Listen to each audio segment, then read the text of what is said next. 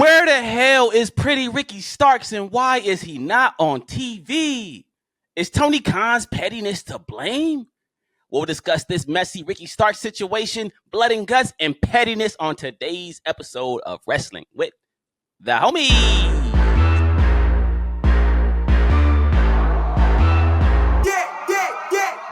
Now, y'all know me, still same OG, with my signature Capital Trucker hat. Know what I'm saying? It's your boy Qwan the Don, and if you don't say the Don, you ain't saying it right. You ain't saying it right. And I got my boy with me, my BFF, the coolest man in the world, Jake Cooley. Cooley. It was good. It was good, man. How you feeling? I'm feeling good, man. I'm ready to talk some pettiness, talk some blood and guts. Yes, man. Blood and guts. Hey. Blood and guts. Did you enjoy Blood and Guts? It was fire. I liked it. I really liked the main event, but we'll get into that later. That was the only match too, like, to be honest. No, I had a good time, though. It was a good show. Cooley, can I ask you a question, bro? Shoot. Be honest with the people, man. Because you don't watch AEW as much as you used to. Cooley is what we would call a casual, if you will. Cooley, what's going on, man? Why don't you tap in with AEW like you used to, man? Is it the product? My guy put me on blast. Like, what is it about AEW that's not grabbing your attention right now, bro? So, I feel like it's the storyline. Like, no storyline moves me because that's what catches my attention with wrestling. It's the storyline first, and then it's the in-ring. Because if I really want to watch in-ring, I will be tuning into AEW every single week, like I do. Because they got the best in-ring product for sure. Best in-ring, but it's just no storyline that's going on these days catch my attention. Granted, the Devil storyline was really great, but then it just fell off bad. Like it fell off. It was like horribly. So it's like I don't have a vendetta against AEW. It's just these days I treat it like soccer. Like, I like soccer, but I don't tune in every game. I only tune in when it matters, like the World Cup and stuff. I feel you. It's pretty much. You know what though? I think that's bullshit, my brother. I think WWE just got hot, and when it got hot, people just stopped paying attention to AEW because it's not like we all know AEW's numbers they're not what they used to be. They were doing a lot better than they were. Or they were doing a lot better in the past. Kind of tailed off a little bit. I think WWE just got hot. I don't think it's because there's no storylines. I don't think it's because the wrestlers are small, like Kevin Nash and Eric Bischoff and Jim Cornette. Matter of fact, can I get into that real quick? Can we really get into that? Because I'm so tired of people complaining about AEW wrestlers being too goddamn small. It's a new day. My brother. Kevin Nash. Jim Cornette. I know back in your day, wrestlers used to be 17 feet tall. I know back in your day, wrestlers used to be on steroids. But it's 2024, my brother. Wrestlers no longer need to be on steroids. Wrestlers no longer need to be 17 feet tall. These days, guys can be 6'0". They can be 5'5". The Young Bucks look like Macaulay Culkin. What am I doing, bro? Bro sound like TD Jakes. No, because I'm tired of that, bro. I'm tired of guys like Kevin Nash and Eric Bischoff just saying wrestlers are too small. They're not big enough. I can't buy into what they look like. Can they wrestle? Can they wrestle is the question. Can they wrestle? Because the last time I checked, the Young Bucks are smaller than me, but they can wrestle. That's all I really care about. So stop that nonsense. Really nonsense, man. It was good. It was good to the end of last year. We went to the show. We went to AEW show. We did. In Inglewood. And it's just after Punk left and then The Rock came back. It's just like, bro, it caught our eyes. It caught our eyes. All of our attention was just over here immediately. It was like, all right. And then MJF was gone. It's like, all right, what's going on, man? Adam Copeland gets injured. Edge gets injured. And it's just, I don't know what's going on, man, but, I watched Blood and Guts. Blood and Guts was fire. So Blood and Guts was fire. Let's get into Blood and Guts then. Let's really get into Blood and Guts. But before we do, please, if you're not already, subscribe. Hit the subscribe button and tap that notification bell. I've been seeing everybody else's videos saying that. So I'm like, you know what? I'm going to start saying it too. Tap that notification bell before I tap your ass. Pause, by the way. Pause. That was a crazy pause. So let's get into my Talk Some Raw. Let's get into my hashtag Talk Some Raw segment. Now, again, this is only my second time doing this. So if I stumble over a word or something, y'all just going to have to let it rock. All right? Can we do that? Let's get it, man. Let's get it. You got it. All right. Y'all ready to hashtag Talk Some Raw Dynamite Edition? Well, let's get to it. It's Wednesday. You know what that means. A collection of random matches that usually lead to absolutely nothing. That's right. It's time for AEW Blood and Guts. Fresh off of his 60-minute classic with MJF, Will Ospreay opened the show with a flat tire on his rental car. Who said AEW didn't have storylines? Speaking of MJF, he had cheerleaders with him this week. And no, I'm not talking about Dave Meltzer and Brian Alvarez. Actual cheerleaders. He threw his international championship in the trash, something we've absolutely never seen on a wrestling show before. And he dubbed himself the new American champion. Speaking of trash, Chris Jericho was up next, and he wrestled the only man on the roster older than him. Nah, I'm serious. The combined age of this match was higher than E40 at a Giants game. Them boys old as shit. They chopped each other, and they chopped, and they chopped. Yo, they chopped each other a lot. Did I mention they were old as shit? Jericho won the match, but we had to watch a Chris Jericho match in 2024, so we all kind of collectively lost. Let's just be honest. Jeff Jarrett believes in Bryan Danielson, and Camille is finally on TV. The Bastard Pack wrestled some dude we never heard of who looked like one of the bullies from Power Rangers, and Mariah May and Toni Storm did Mariah May and Toni Storm things. But then we finally had Blood and Guts. Now, this was everything I enjoy about AEW. This was everything I love about AEW. It was bloody, it was chaotic, and it didn't involve Chris Jericho. First off, Mark Briscoe might be my favorite wrestler on earth. He wrestles like a crackhead you see in front of 7-Eleven, and he looks like one too. Darby Allin is an insane person, and big scapegoat Jack Perry is a star. I'm sorry, but he is. Swerve and Hangman is a rivalry I don't think I'll ever get tired of. And Max Caster, he has a mustache, so shout out to him. The match came to an end when Darby threatened to light Jack Perry on fire, and Matt Jackson quit. It wasn't the best Blood and Guts, but I had fun with it.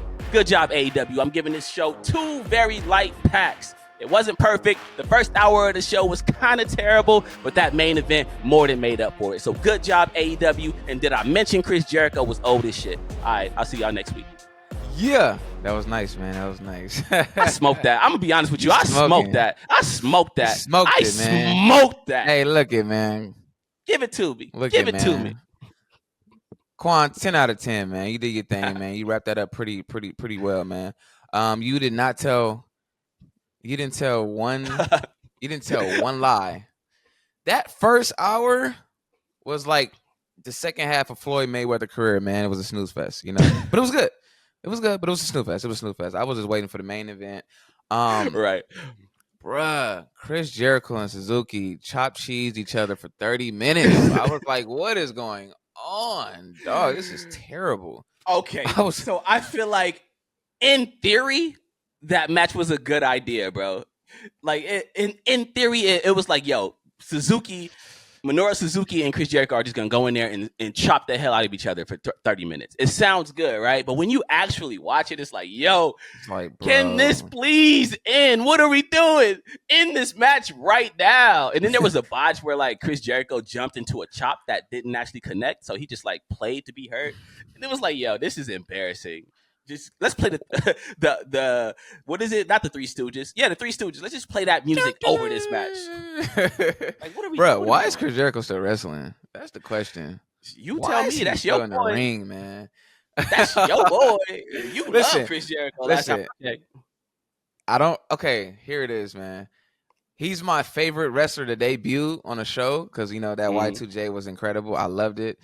You know, while The Rock was talking. But other than that, it was like after that gimmick, it's just like, what are we doing, man? It just he started getting like the Miz personality, and I don't know. I just don't like it. I don't like it at all. The list era was cool though. You just made the list. That era was cool. But this whole hi guys, hi, bye. I don't like it at all. It's like no. Is this Eugene? Remember Eugene? It seems like we're doing some Eugene stuff with Chris Jericho right now. Like, come on, bro. I don't want to see that. I don't want to see that at all. So I got a quick question for you, man. How did you feel about the ending of the Blood and Guts match? Because, like, man, I felt like I would have liked it to end with like a Swerve and Hangman angle, like something. So because for the like people who didn't see it, like explain what happened at the end of that match. so for the people that don't see it, Darby Allin poured gas on Jack Perry like he's about to light him on fire. Kept saying, "Say I quit, say I quit." So one of the guys from the Young Bucks, end up saying, "I quit, I quit, I quit." So it was just like, what's going on, bro? Y'all just teasing. So in a blood and guts match, the only way you can win that match is by submission or someone Surrender. saying I quit. There is no pinfalls or anything. So somebody had to quit. I'm not gonna lie to you, bro. As dumb as it's gonna sound when I'm saying it, I realized it before it's even coming out of my mouth. Pause. That it sounds very dumb. Yeah. But a part of me truly believed that Jack Perry was gonna get lit on fire, bro. What? Well, he got lit on fire a couple weeks ago. Yeah, like he got his legs got lit on fire. But this was a whole different situation. He poured gasoline on his face and on his head. He was like literally gonna set him on fire. But a part of me truly felt like this could actually happen just because Jack Perry is goddammit insane. Don't forget why CM Punk left the company, the whole real glass situation where this guy wanted to get slammed on real glass. These AEW dudes just be wanting to do what they want to do. And Tony Khan seems like he'll let them do whatever they want to do. So a part of me felt like he was really going to get set on fire, bro. I don't know, man. I mean, real glass, cool. You get cut up. But fire? I don't know, dog. You're going to walk out there looking like Kane in 98. That's out. I don't know. We wasn't going to see that, man. I knew they was pump faking. I'm like, all right, what's going on here, bro? Right. And meanwhile, Swerve is like nowhere. Nah, man. I'm like, Swerve is nowhere to be fired. Like, Swerve is nowhere to be found. I don't know where he was going. No, you want to talk about nowhere to be found, bro? Besides your dad, because I know you love to bring up your dad just being nowhere to be found. Nowhere to be found, man. He on a carton somewhere. I don't know. Let's talk about Kazuchika Okada, bro. This man took no bumps in this match, bro. Bro, Okada was out of here. Okada is the smartest man in the world. Yo, Okada was in this match, and he took absolutely no bumps. Matter of fact, the only thing he took in that match was a staple to his middle finger. That was it. Yeah, he left this ring unscathed. Yeah, man. Okada said, he said, I might be coming to AEW and doing these blood and guts matches, but I ain't about to get in that mud with you kids, man. I'm about to stand to the side, let y'all do y'all, and then raise my hand in the end. Like, that's it. Bro got a bag and he was not getting filthy with it. That's insane, bro. Wow. Damn, right. He really escaped with nothing. He escaped with nothing because I'm seeing Max Caster get slammed on barbed wire. I'm seeing people take bumps on thumbtacks and Swerve is getting stapled all over his body. Meanwhile, Okada is just like in the corner chilling. I ain't taking none of them bumps. Yeah, Okada, man. You a smart man. I want to be just like you when I grow up. That coffin drop from the top cage was crazy too. Darby is really an insane person, man. He's really he is. How did he get concussions? Like he's always hurt, but he wrestles through it. He don't care. He a crazy person. Oh, and he had the pink mink on like Cameron. So shout out to Darby Allin. But what did you think of the rest of the show though? Outside of the main event, it was kind of. Camille's debut was very quiet. I was like, dang, no pop, nothing. Like, but she seemed strong. The fans ain't know who the hell that was, bro. They're like, who is this tall lady next to They were just like, all right, cool. Like, okay, like, who is this woman next to Mercedes? Like, that was what. Oh, one more thing, man. Mm-hmm. This new NXT American belt is trash. Nasty. Why'd they do that? What is that? Disgusting. What is on?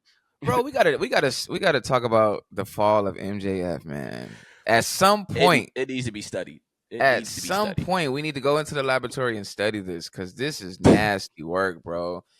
Man was on top, world champ, fighting for the world title and all that. Right. Now he's just making new belts. Disgusting designs. I don't know what's going on. You know what it is, bro? It's just so MJF had a thing going where he was a babyface and his character kind of changed. He was doing kangaroo kicks and it was corny, but it was something new, right?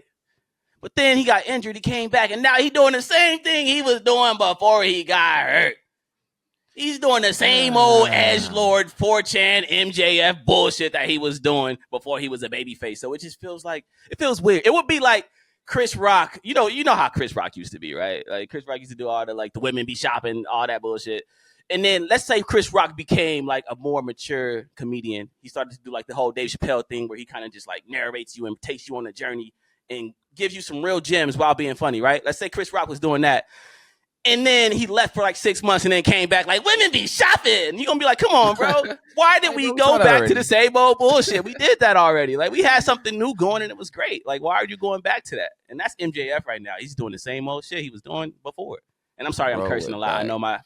I know our man's is going to kill us, but, sorry. We're going to have to bleep that out, man. But, yeah, he went back, man. I don't know. It's boring. It's really boring. I don't know what's going on. And then the disrespectful rants he's been going on, like talking about Will Ospreay's grandma that just passed. Yeah, that was weird. That was nuts, bro. All right. We get it. We and Christian is already doing the whole "your father's dead" thing. We don't need MJF doing it too. Like, come on, man. These boys are strong with that kayfabe, bro. They strong. I'm sorry, man. I have the anger in me. I probably couldn't be a wrestler. I probably can't, man, because I'll take things serious, bro. But it's kayfabe. You can't take it. I'm sure they cleared that because I mean, bro, we just saw Drew McIntyre posting pictures with Jack Perry, and he deleted it too. I was like, oh, this dude is insane. So CM Punk definitely had to give him the go ahead. I would assume, right? Like, there's no way that he just went off and did that on his own. So I mean, it's wrestling. It's kayfabe. You gotta have thick skin, bro. Ain't no way Drew gonna bait. Skin. It sound weird. Ain't no way Drew gonna bait Punk into crashing out and getting fired again. So yeah, he for sure know about it. Right, for sure. But I want to hear from the people at home, man. What was your thoughts on Blood and Guts? Did it deliver? Because I feel like it delivered. The first hour was a little shaky, but in the end, the final match came through. So I thought it delivered. But how did y'all feel? Let us know below in these comments. And again, if you haven't already, subscribe to our channel and hit that notification bell, baby. And to Cooley. Wait, go ahead. What were you about to say? I think what you was about to say was what I was going to say about, Oh, yeah, just to get into the pettiness. The pettiness. Yeah, before I touch on that pettiness, you did bring up the NXT title, the US joint. What is it? Whatever Obafemi got, because AEW got the little. Yeah, but to AEW American Championship. I know, but since you mentioned it, bro, can we talk about Obafemi for just a second? Just a second. His accent? When you mentioned last episode that his accent wasn't real, like I looked it up, bro. This man's accent is not real. His accent is not real. My heart broke, yo. Because Obafemi be on TV with that crazy African accent. He be like, no man breathing can stop me. I looked up his old promos in NXT Level Up.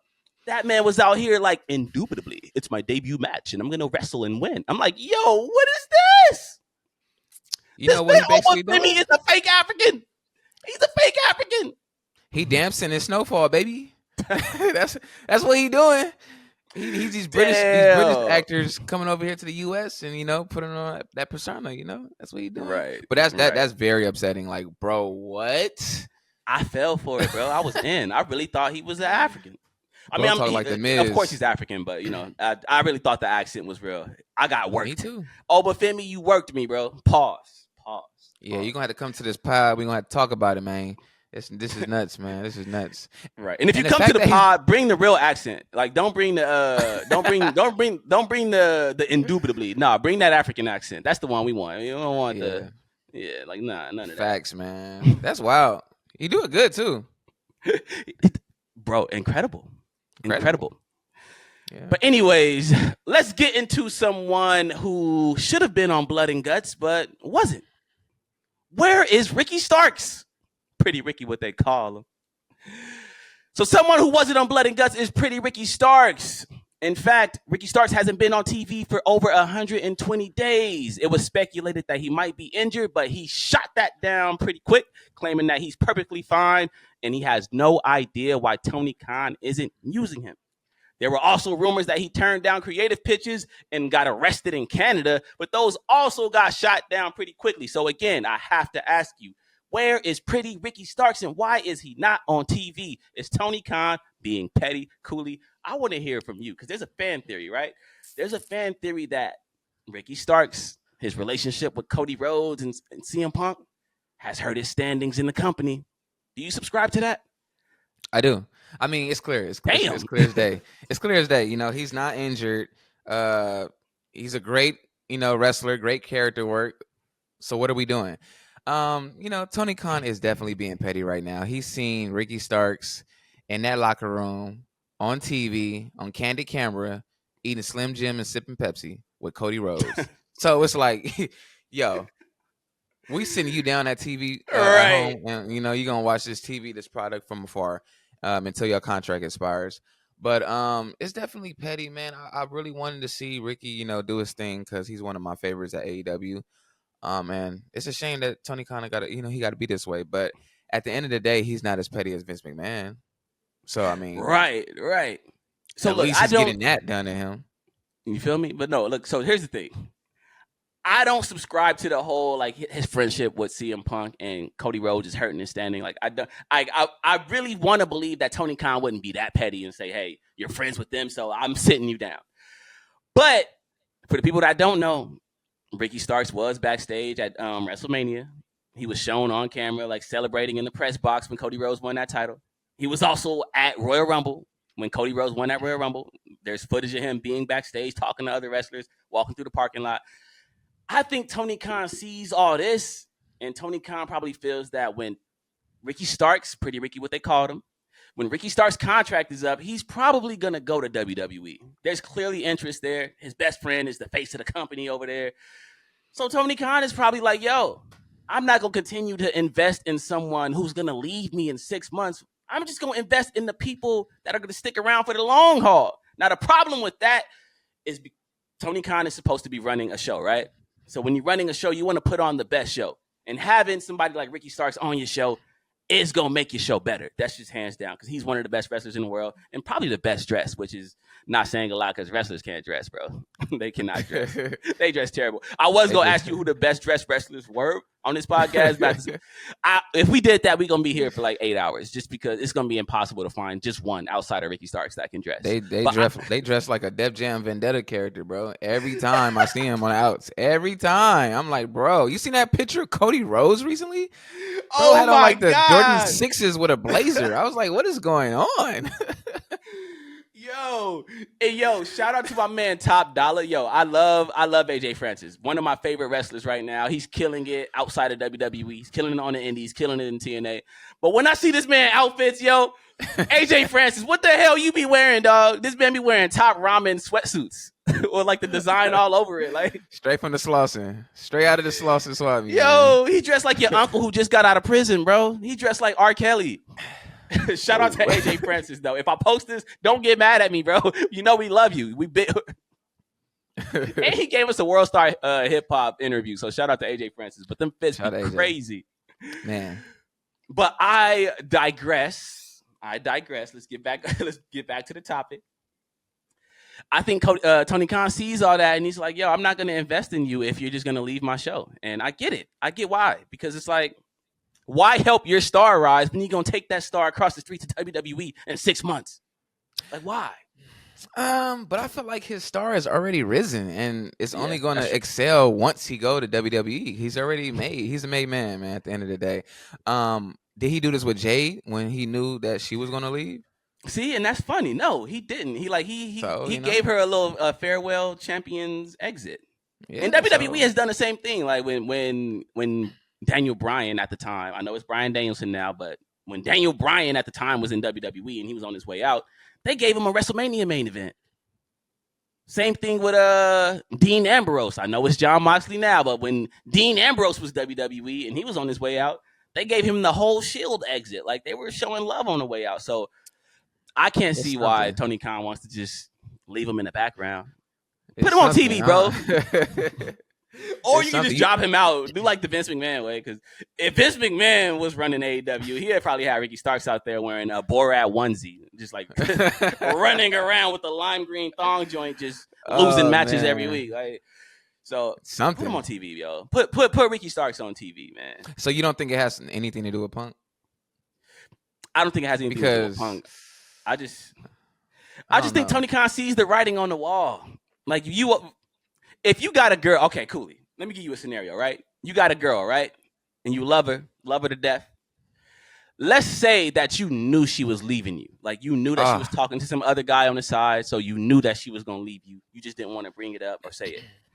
Are you going to go out of your way to buy her stuff and spend money on her? Are you just going to sit back and wait for the moment for her to leave you comes? Like, first of all, if I knew she was leaving me, I would have just left her right then and there. I ain't gonna, like, what's wrong with these dudes in this era, yo? And it's crazy because dudes be doing that. They just wait. Like, nah, I'm leaving her right there. Like, what? That's out. We ain't gonna get, we cutting it all out. You know what I'm saying? We cutting to the so chase. what you saying is Tony Khan should just cut Ricky in there and just go let him do him. That's what we saying. Cut Ricky. I would have been cut pretty Ricky. You know, but you can't cut Ricky. Business wise, professionally, you got to keep him, and let the contract play out. But right, he is leaving though. Let's just be honest. He's definitely leaving. And I can't wait, man. Absolutely, I can't wait. No way that Ricky Starks is staying in AEW. There's just there's none. It's so obvious. It's what's crazy. A year ago that Tony Khan spent $100,000 worth of a limited pyro for this man after he won the Owen Hart Cup, just to see him leave. Like, oh my, maybe that's why he's really mad. Like, bro, I spent all this bread on you for this pyro, and you leaving me? I know Tony Khan is sick to his stomach. That's a lot of pyro, bro. Hey, man, but you can't be petty, man. Put him on TV at least. Let us see him a couple times before he makes that jump, because he's gonna be on NXT in September. Why you can't be petty? Petty runs wrestling, man. Petty been in wrestling for decades, man. What's a petty moment in wrestling history to you? Like, what's the craziest petty moment? Because it's been a couple. All right, it's been a couple. All right, so I forgot what year. I can't believe I'm blanking out on what year was this, but when on Sunday Night Heat, when Perry Saturn killed the Jobber. Like, he murdered him. Like, bro, what are you doing? Like, he really crashed out on a Jobber. Vince McMahon was like, all right. So he created a storyline, and Perry Saturn was married to a goddamn mop. It was embarrassing, and it kind of killed his low-key buried his career. I'm sorry. Like, he never recovered after that. Bro was walking around with a mop.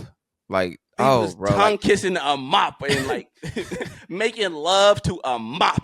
Y'all seen Ed and Eddie? Y'all know Johnny, and he walks around with a plank. With a plank. That was Perry Saturn. That was Perry Saturn. But at the same time, you can't beat the shit out of a Jobber. Like you could have killed that man, and then that would have been a big ass lawsuit on WWE. So Vince McMahon had to do what he had to do. He had to punish that man. Yeah, And if you haven't seen that video, please look that up. Yo, I forget the guy who Perry Saturn tried to kill, but that was really attempted murder in that ring, man. Yeah, it was crazy. It was crazy. Sunday Night Heat, baby. Hey, another petty moment. All New Jack moments are petty. He started stabbing the dude in the match at one point. It's like, yo, I don't even know if that's petty. I think that's just mental illness. Like, bro, is insane. Bro, Michael Myers for real. What? Hey, since we speaking on petty, I got a petty moment for you. But this is not about wrestling. This is me. Because I feel Tony Khan. I can be petty Pendergrass too.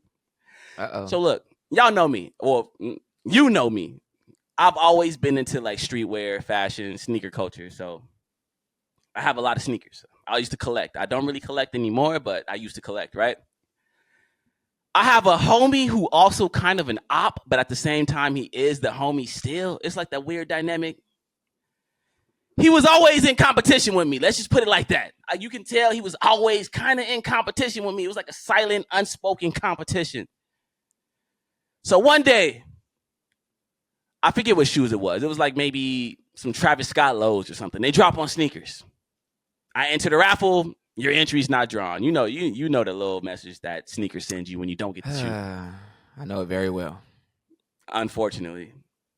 He enters that raffle. He wins. He won the raffle. So this man runs to Instagram and he posts a screenshot of his order confirmation. This dumb ass dude forgot to black out the order number. So me being Mr. Petty Pendergrass, I went to Nike.com and I canceled that goddamn order. I canceled it. I canceled that bitch like Nino Brown because I'm petty and I was mad that he got the shoes and I didn't. Bro was bro was drinking his haterade right there, man. That's wild. And he has no idea to this day, and I hope he doesn't watch this podcast, because if he does see this, he gonna know it was me, and we might have to throw hands, but I'm ready for whatever. That's wild. Like, that is wild. Bruh, you really petty, man. Petty Pendergrass. So I feel Tony Khan, bro. It's a petty Dang. world we live in. I'm really not that petty, man. I don't think I've ever, done really big petty. Actually, Yeah, I don't know if this is like petty. I don't know if you was to call this petty, but after a breakup, I made a whole like tape like in 2 weeks, and get out of here. Had some secret details in there, and okay. I feel it. Man, you want to talk about petty after breakups? This would be a whole different podcast if we did that, because you was sending subliminal shots. I went after best friends and all that. Like, you know what I'm saying? I was. Oh man, yeah, man. I ain't got the heart of Damon Targaryen. Stand on 10 or nothing, but you know what I'm saying? Right. But anyway, man, before we get out of here, I just want to say, I'm sorry, AJ Francis. I didn't mean to clown your outfits, bro. Roman Reigns is one of them too, man. I'm sorry. Roman Reigns is one of them too, bro. He picks the worst pair of Jordans every time. Every time. 6 rings? Bro, what?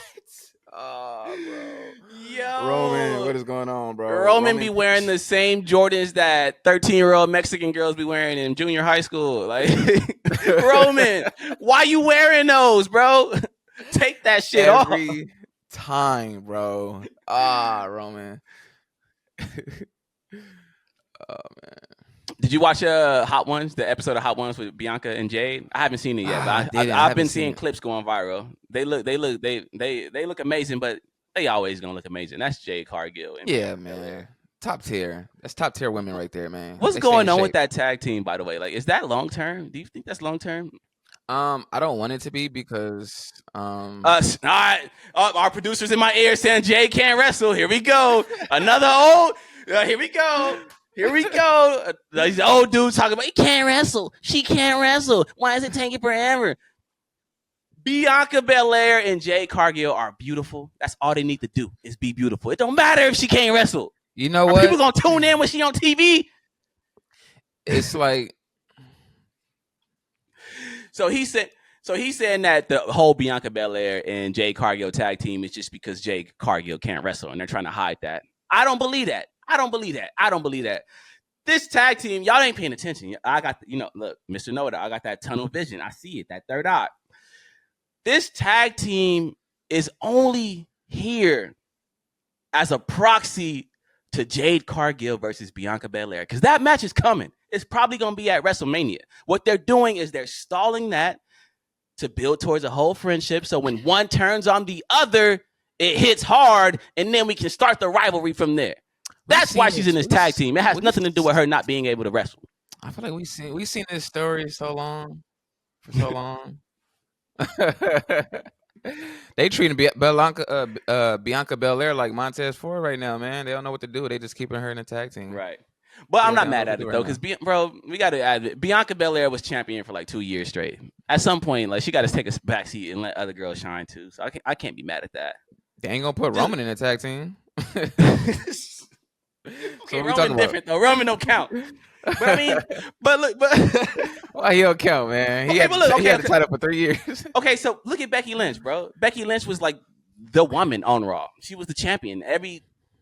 She was holding the champion for 6-7 months at a time. But at some point, Becky had to take a step back and let Bianca shine. She had to take a step back and let Bayley shine. Take a step back and let these other people shine. Now, it's going to come back around to Becky. Trust me, Becky is going to be champion again. But right now, we're living in a Liv Morgan and Rhea Ripley world. So the other girlie's got to take a back seat. And over on SmackDown, Bayley is getting her little run. She's probably about to drop it to Tiffany Stratton. And then that's going to be the new one that they're putting all their eggs into. Tiffany Stratton is just going to be popping. And then when the next one comes, the next one comes. So, Stephanie, she's here, but she's not in the tag team. Oh, she's on her own. So yeah, Okay, but we don't know if she on her own. She ain't wrestled yet. Besides like that live show, we don't know. She might be in NXT tag teaming with goddamn Zelina Vega. I don't know. Nah. Nah, man. Nah. Look at me trying to shoot some bell to Jade Cargill. Jade, I got your back. I ain't never gonna let nobody say you can't wrestle, baby. You too damn fine for people to be saying that. Oh, like, you know wow. Yeah, Jay fire, man. She just she not there yet, but right, she'll get there. She'll get there. We'll see. But I want to hear the people at home, man. How do y'all feel about this Ricky Starks situation? Is Tony Khan being petty? Is he being petty Pendergrass? Should Ricky Starks be on TV right now? Let us know in the comments below. And as always, this is Wrestling with the Homies. And we out of here, bro. I'm hungry. I'm about to go eat.